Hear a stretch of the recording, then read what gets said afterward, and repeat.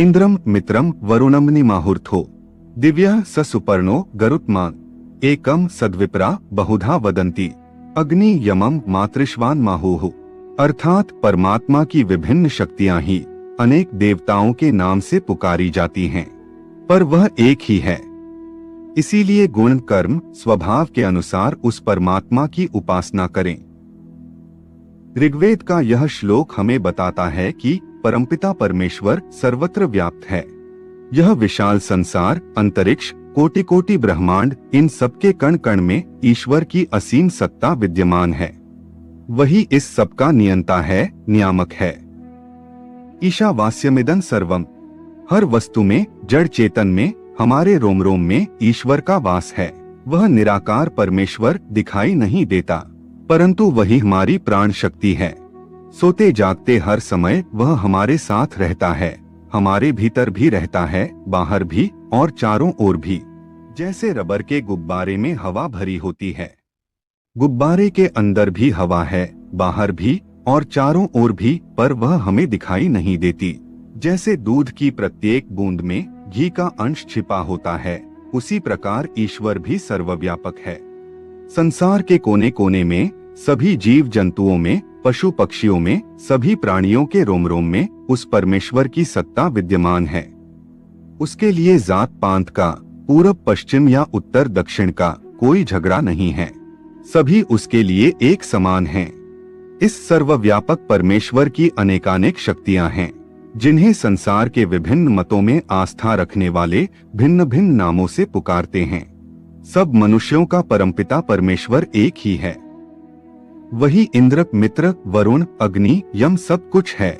चाहे उसे राम कहो या कृष्ण, दुर्गा कहो या काली, शिव शंकर कहो या अल्लाह या गौर। नाम का नहीं, ईश्वर के गुणों का महत्व है। उन गुणों को अपने जीवन में उतारने, उनके अनुसार आचरण करने और जीवन में व्यवहार करने को ही परमात्मा की उपासना करना कहते हैं। इस प्रकार उपासना करने से, बारंबार के अभ्यास से वे गुण मनुष्य के स्वभाव का अंग बन जाते हैं और वह उत्तरोत्तर श्रेष्ठता को प्राप्त करते हुए देवत्व की ओर अग्रसर होता है। परमात्मा के अलग अलग नामों को लेकर झगड़ा करना सबसे बड़ी मूर्खता है। एकं सद्विप्रा बहुधा वदंती, एक ही परमेश्वर को विद्वान लोग भिन्न भिन्न नामों से पुकारते हैं। उसका कोई भी नाम लें, पर उसके गुणों को अपने कर्म व स्वभाव का अभिन्न अंग बनाने हेतु सतत प्रयास करते रहें।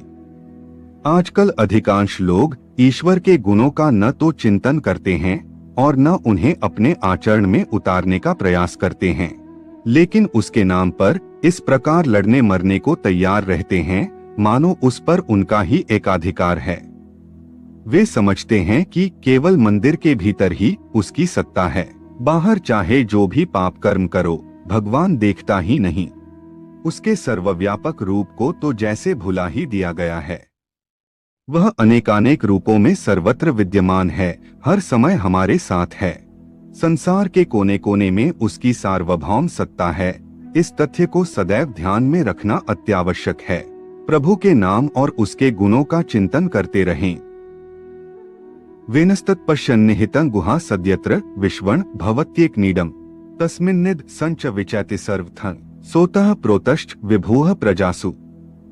अर्थात विद्वान लोग अपने ज्ञान से, चिंतन मनन से और अनुभव से यह जान लेते हैं कि परमात्मा प्रत्येक पदार्थ में छिपा हुआ है। वही संपूर्ण जगत को आश्रय देने वाला है। उसी से सारी सृष्टि प्रकट होती है। सभी प्राणी उससे उत्पन्न होते हैं और प्रलयकाल में उसी में लय हो जाते हैं। यजुर्वेद के इस श्लोक में बताया गया है कि संसार में आस्तिक व नास्तिक सभी प्रकार के लोग हैं। जो अनीश्वरवादी हैं, वे भी इस बात को मानते हैं कि कोई शक्ति है जो इस सारे संसार को, लाखों करोड़ों ब्रह्मांडों को एक निश्चित लय से चलाती रहती है। चाहे बुद्धि व तर्क की कसौटी पर परखें या फिर श्रद्धा व विश्वास के आधार पर माने, ईश्वर की सर्वव्यापकता में कोई संदेह तो हो ही नहीं सकता।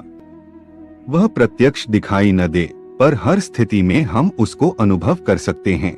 शर्त केवल यही है कि तर्क कुतर्क के दुराग्रह में फंसकर हम सत्य को झुठलाने का प्रयास न करें। परमात्मा सारे ब्रह्मांड में व्याप्त है। यह सारा विश्व उसी का रूप है, पुरुष एवेद क्षण सर्वम। इस प्रकार भगवान की हर जगह उपस्थिति को स्वीकार कर लेने से मनुष्य के आत्मबल में वृद्धि होती है। हर समय एक शक्तिशाली समर्थ मित्र व सहायक के सानिध्य में रहने से प्रतिभा, क्षमता व पौरुष का जागरण होता है और सत्कर्मों में मन की प्रवृत्ति बढ़ती है। ईश्वरीय सत्ता के दिव्य प्रकाश से अभिभूत होकर मनुष्य स्वतः ही पाप कर्मों से बचा रहता है। उसे यह भान रहता है कि वह परमात्मा की दृष्टि से उझल नहीं है और उसके हर अच्छे बुरे कर्म का फल उसे अवश्य मिलेगा। इस प्रकार जहाँ एक ओर मनुष्य सत्कर्मों में प्रवृत्त होता है, वहीं दुष्प्रवृत्तियों से बचा भी रहता है और देवता बनने के मार्ग पर आगे बढ़ता जाता है। संसार में हर वस्तु किसी न किसी आधार पर टिकी है। यदि आधार छोटा और कमजोर होगा तो उस वस्तु की स्थिति डामाडोल और अस्थिर रहेगी, और यदि आधार सबल और ठोस होगा तो वह वस्तु टिकाऊ और स्थिर रहेगी। सर्वव्यापी परमेश्वर को अपना आधार बना लेने वाला सदैव निश्चिंत रहता है। माया, मोह, लोभ, अहंकार आदि के झंझावात भी उसे डिगा नहीं पाते। उसे सदैव अपने हृदय में ईश्वर के दर्शन होते रहते हैं। उस परमपिता परमात्मा का ही सूक्ष्म अंश हमारी आत्मा है। उसी से इस शरीर में चेतना का प्रवाह होता है। शक्ति का अक्षय भंडार हमारे अपने ही भीतर विद्यमान है, पर हम अज्ञानवश इस तथ्य को जान ही नहीं पाते और सदैव अपने दुर्भाग्य का रोना रोते रहते हैं। जब हम अपने अर्जित ज्ञान से, अनुभव से और विवेक बुद्धि से चिंतन करते हैं तो हमें अपने भीतर परमात्मा की असीम शक्ति की अनुभूति होती है।